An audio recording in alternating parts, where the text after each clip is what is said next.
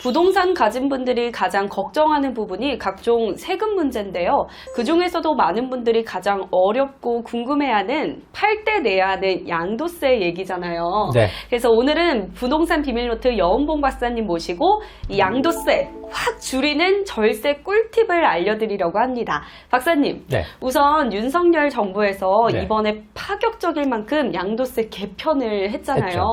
네, 이번 개정으로 특히 다주택자분들은 이제 집 팔 이유가 사라졌다 네네. 이러면서 막 좋아하신다는데요. 네. 저 어떤 내용인지 짧게 설명 부탁드려요. 네. 이번에 그동안 이전 정부에서 만들었던 다주택자 양도세 중과 제도죠. 이게 과감하게 폐지가 됐습니다.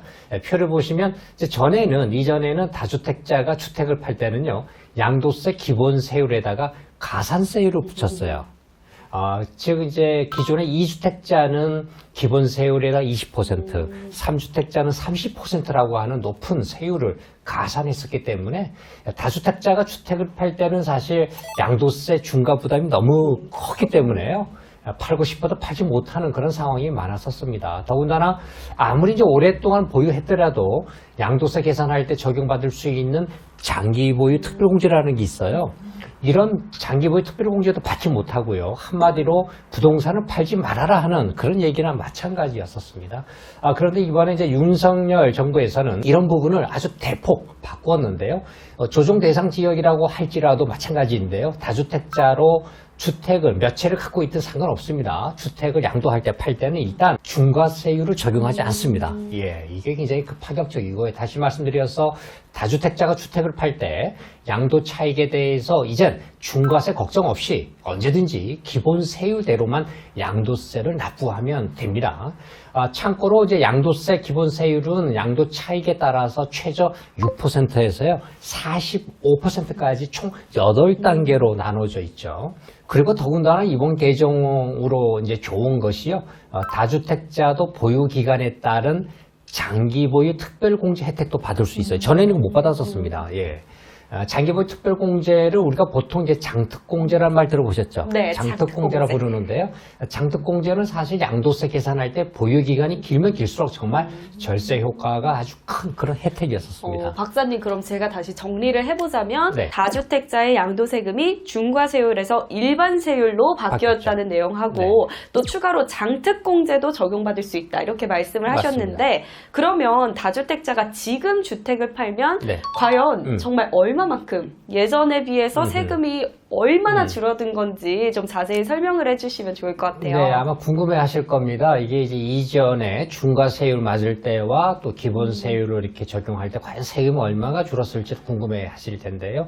양도세 계산, 굉장히 복잡할 것 같고, 네. 또 세무사가 어려울 것 해줘야 될 것 같은데, 사실 간단합니다. 오늘 그걸 한번 같이 배워보겠습니다. 일단 기본 구조만 아시면은요, 대략적으로 누구나 쉽게 계산할 수가 있거든요.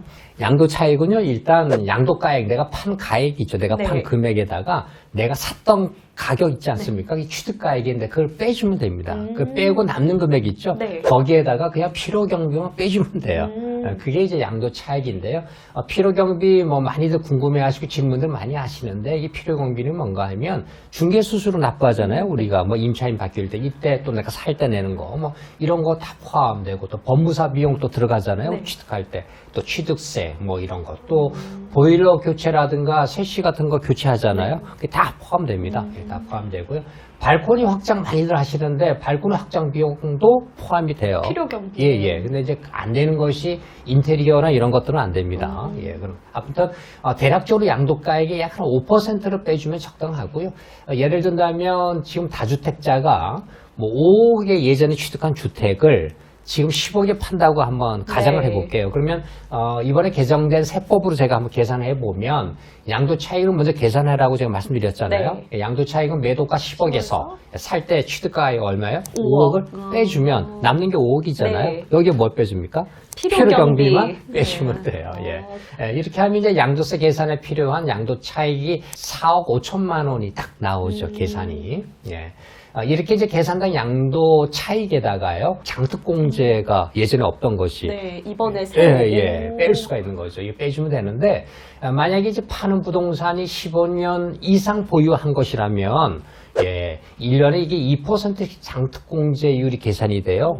연간 2%씩. 그래서 15년 정도면은 곱하기 2% 하면은 30% 되잖아요. 되게 많네요. 예, 30%나 됩니다. 15년 이상 보유한 거면. 따라서 앞에서 제가 양도 차익 4억 5천에서 장특공제 15년 이상 보유했기 때문에 30%를 빼주면 양도 차익은요, 4억 5천이 아니라 더 줄어드는, 크게 줄어드는 3억 1,500만 원으로 줄어들게 돼요. 거의 1억 원이 굉장히 확 줄어들죠. 그리고 이제 최종적으로 이게 마지막 계산 단계인데요. 양도 차익 3억 1,500만 원에서 이제 또 뭘 빼줘야 하냐 하면 인적공제라는 것이 있어요. 이게 또 250만 원을 빼주면 이제 세율을 곱할 수 있는 과세 표준이 나오게 돼요. 예. 굉장히 간단하죠. 이게 바로 이제 과세 표준액이 3억 1,250만 원이 되는 거죠. 250만 원 빼고 나니까. 네. 그럼 여기에다가 이제 세율만 곱하면 이제 내가 납부할 양도세금이 되는데요. 과표 3억 1,250만 원 구간에 양도세 기본세율이 몇 %인가 하면 40%예요, 이게. 네. 40%를 곱해주면 이제 표에 보이는 그 누진공제액 그 보이시죠? 저 누진공제액만 빼주면 정확히 한 1억 안 되는 한 9,960만 원이 정확히 국세청에 납부할 세금이 되는 거예요. 확 줄어드네요. 예, 만약에 이제 이 상황을 이제 이전 세법대로 우리가 중과세 되는 것으로 계산한다면 양도차익이 5억이었잖아요. 네. 대략 계산하면 양도세 중과 맞으면 여기에 세금만 3억 5천만 원이나 돼요. 네. 그러니까 3억 5천만 원 중과세 될 때는 3억 5천만 원 세금 낼 것을 중과세 폐지로 인해서 이제는 1억도 안 되는 세금 내는 거니까 뭐 이번 다주택자 양도세 중과 폐지가 주는 절세 혜택 정말 컸죠. 거의 2억 원이 넘게 확 네, 빠지네요. 그런데 박사님, 이렇게 좋은 다주택자에 대한 양도세 중과 폐지가 제가 보니까 내년 2023년 5월 9일까지로 한시적이라고 하던데요. 만약에 내년 5월 이후에 더 연장되지 않으면 다시 도로 양도세가 중과되는 걸까요? 예, 그게 이제 많이들 궁금하시는 부분인데 사실 이번에 윤석열 정부가 부동산 시장을 보는 관점이 이전 정부와는 완전히 달라요. 윤석열 정부에서는 이제 부동산 정상화라는 말 자주 들어보셨죠? 네, 부동산 맞아요. 정상화. 그만큼 이제 이전 정부의 부동산 정책이 한마디로 비정상화였다는 것을 인정하는 그런 셈인데요. 그래서 이번 새 정부가 부동산 시장의 비정상화를 정상화로 바꿔놓겠다는 의지가 아주 강합니다. 이런 점을 놓고 보면 내년에 양도세 중과 배제는 더 연장될 그럴 가능성이 좀 높아 보이고요. 왜냐하면 나중에 다시 또 양도세 중과로 돌려놓게 되면은요, 어때요? 정상화를 비정상화로 가는 거 아니겠습니까? 말도 안 되는 것이죠. 지금 정부가 뭐 이전 정부의 실책인 비정상화로 회귀할 것 같지는 않거든요. 현 정부도 자존심이 또 있지 않습니까? 네, 한번 뱉은 말을 또 돌릴 순 없으니까. 그럴 것 같지는 않거든요. 네. 다만 이번에 이제 양도세 중과 배제를 내년에 이제 5월 9일 시한으로 못 박은 이유가 있는데, 그것은 아무래도 시장의 매물 추례를 좀 해주기 위해서 한 거고요. 일단 뭐 매물 추례 유도를 하기 위한 하나의 액션 정도로 보면 될 것 같아요. 사실 이번에 양도세 중과 배제 폐지가 좀 매물 추례를 유도해서 그렇죠. 부동산 거래가 활발해질 거다 이렇게 예상을 많이들 하셨는데, 그렇죠. 근데 저 막상 뚜껑을 열어보니까 시장에서는 맨날 뉴스 보면 부동산 거래가 그렇게 잘안 되죠. 잘 되지도 않고 기대만큼은 아닌 것 같아요. 네, 그래서 맞아요. 이번에 양도세 중과 철폐에도 불구하고 거래가 이렇게 살아나지 않고 있는 이유가 또 뭘까요?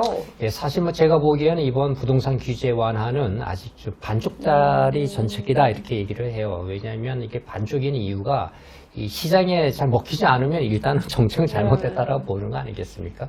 뭐 사회주의 공산주의가 아닌 이상 이 자유경제 시스템 하에서는요, 시장이 있잖아요. 네. 시장이라고 하는. 또 시장이라고 하는 것은 이 거래가 또 있어야 되거든요.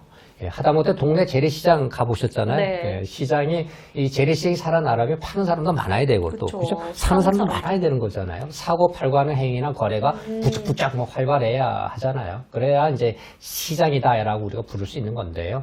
시장에 사고 파는 거래가 없다면 그 시장이 아닙니다. 일단은요. 정부에서 빨리 시장 활성화 정책을 추가로 내놔야 합니다. 보유세 부분은 사실 손대는 게 아니라고 저는 보고 있어요. 왜냐하면 보유세 완화 때문에 주택을 팔려고 여러 채 갖고 있는 분들이 사실 보유세가 무서워서 팔려고 했던 건데, 그쵸. 이게 또 보유세 완화를 시켜버리니까 또 오히려 종부세가 줄어든 마당에 급하게 팔 이유가 없어진 없어지죠. 거죠. 네.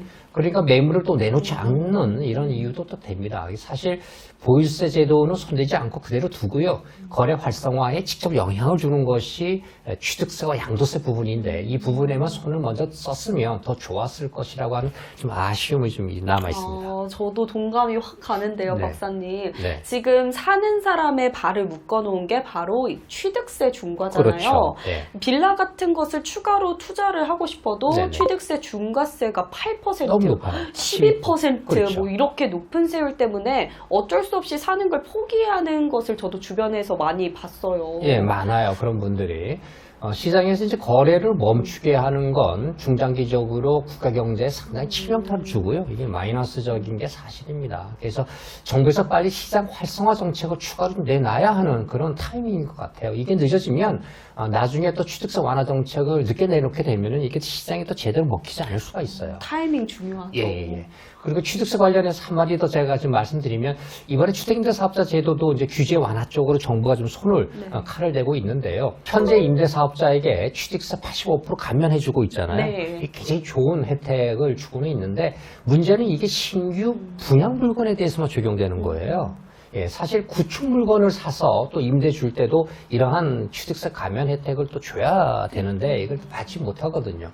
구축 주택을 취득하는 임대 사업자에게도 감면 혜택을 똑같이 줘야 합니다. 이번에 가을에 이사 수요도 있고요. 또 서민들의 임대주택 공급 물량을 또 늘리기 위해서라도 이게 꼭 필요한 것 같아요. 네, 정부 부동산 실무 정책자분들도 이 영상을 꼭 보셔야 될 것 같은데요, 네. 박사님. 네. 근데 아마 바빠서 제 영상 보기 어려우실 겁니다. 틈내서 이렇게 저희 유튜브 이렇게 구독하시고 보시면 좋을 것 같아요.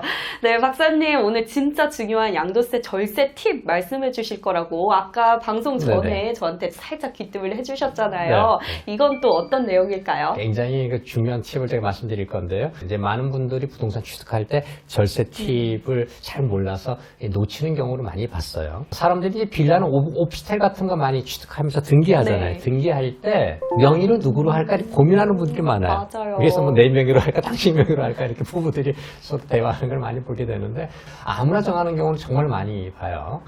주택뿐만 아닙니다. 비단 토지나 이제 상가 등 이런 부동산 투자를 하실 때는요. 등기할 때 반드시 부부 공동명의로 하셔야 합니다. 이게 굉장히 중요한 얘기예요. 부동산을 살 때부터 부부 공동명의로 하게 되면 나중에 좋은 것이 팔 때 양도세가 굉장히 절세가 돼요.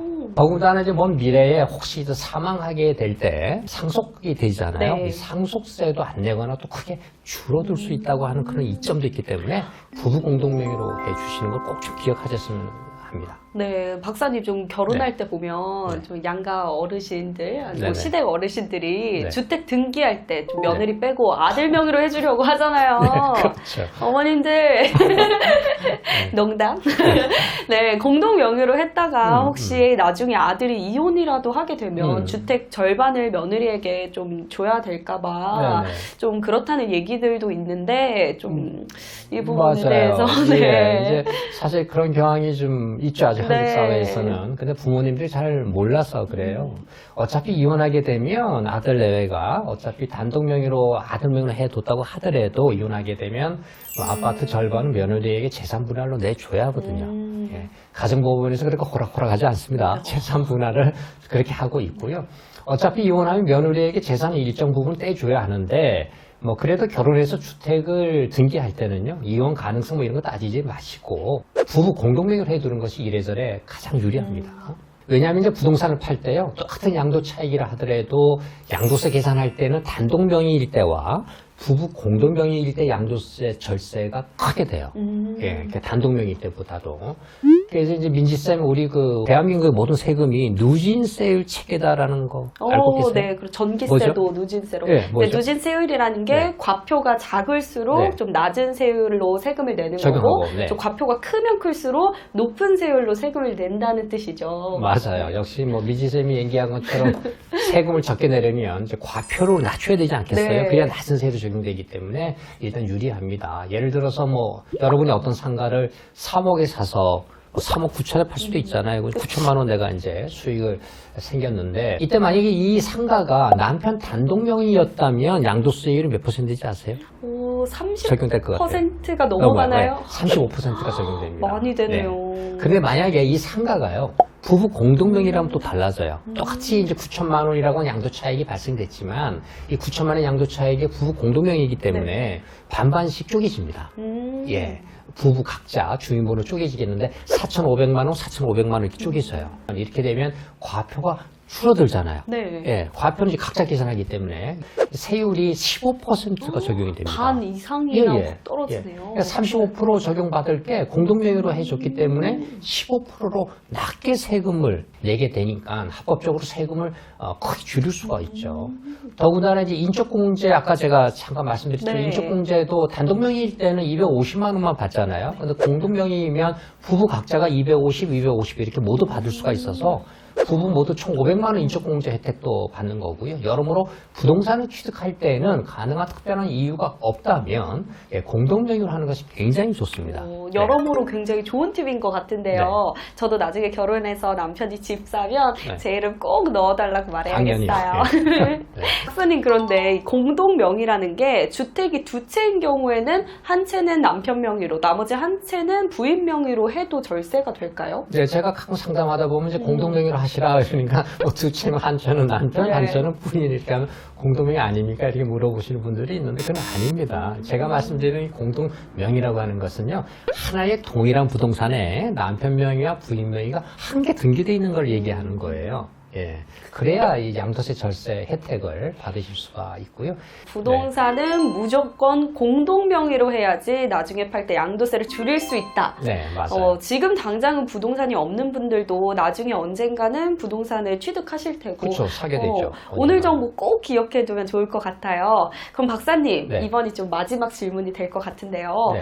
근데 이미 부동산이 만약에 남편 단독 명의로 이미 돼 있는 상황이라면 좀 이런 그런 경우 거는 어떻게 할까요? 부동산을 팔려고 할 때 그때 가서 공동 명의로 바꾼 다음에 팔면 이것도 양도세가 좀 절세가 되나요? 네네. 그렇게 물어보는 분들이 많은데, 부부끼리는 6억까지는 무상증여가 가능하기 네. 때문에 이렇게 증여 후에 팔리시는 분들이 많은데, 이게 이제 단독명의 부동산을 팔기 전에 명의를 부부 공동명의로 쪼갠 후에 하게 되면 문제가 있어요. 이게 어떤 문제죠?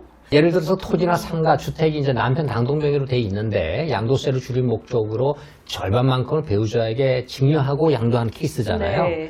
이렇게 되면 이제 이런 거를 세법에서는 증여 후 양도라는 말을 해요. 증여 후 양도. 꼭 좀 기억해 두셔야 되고요. 배우자에게 어차피 아까 말씀드린 대로 6억 원까지는 증여세가 없잖아요. 네. 예, 그래서 이제 이런 증여세 공제 한도 내에서 증여를 일단 해놓고 그다음에 나중에 양도하려는 분들인데요. 이렇게 증여 후 양도의 경우에는 이제 증여 후 5년을 지나야 됩니다. 5년을 지나서 양도해야, 팔아야 양도세를 줄일 수 있다는 것 꼭 좀 기억하셔야 하고요. 만약 증여는 했는데 증여하고 나서 5년 이내에 팔잖아요. 네. 이렇게 되면 아무리 공동명의로 되어 있다고 해도요, 앞서 말씀드린 대로 양도세 절세는 전혀 받지 못합니다. 예, 그래서 혹시 단독명의로 되어 있는 부동산을 갖고 있는데 앞으로 뭐 팔 계획이 있다면 팔기 전 5년 전에 이미 미리 배우자에게 증여해 놓는 것이 아주 중요하죠. 바로 파는 건 안 되겠네요. 네네, 맞습니다. 이 단독 명의로 된 부동산 혹시 팔려는 분들이 계시다면 증여하고 나서 바로 팔려고 하시면 안 되고, 또 박사님, 어차피 네. 부동산은 언젠가는 팔아야 하잖아요. 그렇죠. 부동산을 가지신 남편이나 아내분들이라면 양도세 절세를 위해서, 또 집안의 평화를 위해서도 지금 바로 미리 배우자에게 절반을 증여해 놓는 것이 좋을 것 같습니다. 네, 부동산 비밀노트 구독자 여러분들, 오늘 영상 좋아요와 구독 꼭 눌러주시면 오늘 양도세 절세 같은 정보 말고도 다른 유익한 정보도 빠르게 받아보실 수 있습니다. 그리고 이것 하나, 재테크 관련 궁금한 사항을 풀어드리는 카카오톡 오픈 채팅방이 있다는 거 알고 계셨나요? 유튜브 매물방송 구독자 수 국내 1위인 부동산 비밀노트에서 운영 중인 오픈 채팅방인데요. 참여는 무료입니다. 자, 부동산 재테크와 청약 정보 그리고 분양 정보를 실시간으로 얻으실 수 있고요. 영상 설명란 또는 댓글에 링크되어 있는 주소를 클릭하시면 참여가 가능합니다. 박사님, 그럼 네. 우리 오늘도 마무리 인사 같이 할까요? 네, 같이 하시죠. 하나, 둘, 감사합니다. 감사합니다.